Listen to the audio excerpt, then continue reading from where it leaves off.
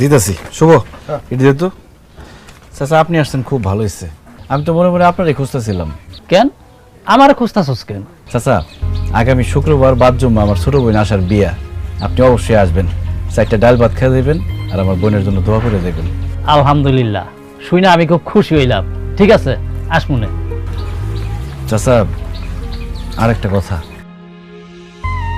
বোনের বিয়া বুঝেনি তো, অনেক খরচ, মেহমানদারি, স্বর্ণ গয়না, আর ছেলের একটা মোটরসাইকেল কিনে দিতে হইব।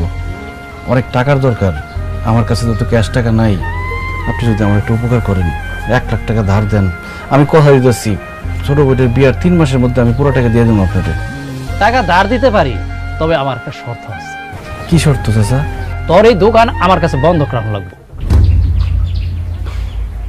কি বলতেছেন, দোকান বন্ধক রাখতে হইব কেন? আরে হিসাব তো খুব সোজা। আমি অনেক লোকের টাকা দিছি, অনেকে আমার সাথে বাটপারি করছে। এই জন্য হায়াত মতো কম যায় না। সময় মতন যদি তুই আমার টাকাটা ফেরত না দিতে পারো, তাহলে তোর এই দোকানটা আমি দখল করে ফেলাম। তুই এই শর্তে রাজি থাকলে ক, আমি তোর টাকা দিতেছি। ঠিক আছে চাচা, দরকার হলে আমি দোকান বন্ধক রাখুন, তো আমার 1 লাখ টাকা ধার দেন, না হলে আমার বোনটি বিয়ে দিতে পারুন না। ঠিক আছে, আজকে বিকালে এই দোকানের কাগজপাতি নিয়ে আমার বাড়িতে আসো, আমি তোর টাকা দিয়ে দিব। ঠিক আছে চাচা, অনেক বড় উপকার করলেন। এই সদাই দে।